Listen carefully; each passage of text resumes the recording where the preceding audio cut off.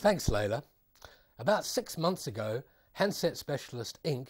announced that it was going to adopt Android as its standard operating platform. In the meantime, of course, Android itself has come on in leaps and bounds. Google, Android's originator, now says it's getting about 200,000 registrations of Android phones a day.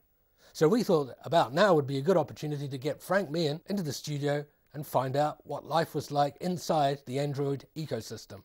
Frank, welcome.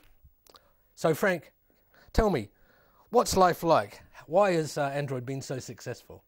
The great thing about Android is it's like year zero of the smartphone, really. I mean, year zero of the new way devices will be coming into the market, and it's what you do on top that will be cool. Okay, so what sort of things are you going to do on top? So we've already started talking with a number of select partners, and they've already seen the software and seen what it is, and you know, really like what we're doing. It's very interesting actually from a perspective of when you have discussions with operators and retailers now. It's amazing. It's like, you know, Nokia and Blackberry don't even figure in those discussions. It's all about how is your Android and what does it do and how does it bring it together and what is it, you know, that sort of is the only discussion that you have. Are we not seeing a rerun of the PC market in the 1980s where you end up with one really strong standard which kind of acts like a black hole, sucks everything else into it? So you had a kind of Wintel almost monopoly by the late 80s and right through the 90s.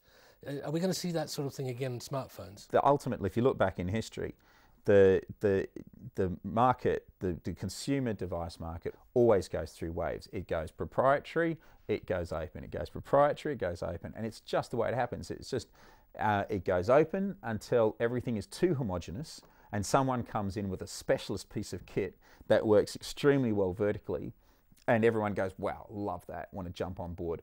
But then that specialist manufacturer can't keep up with demand, etc., and then suddenly something open comes in and replaces it, and it's just this cycle.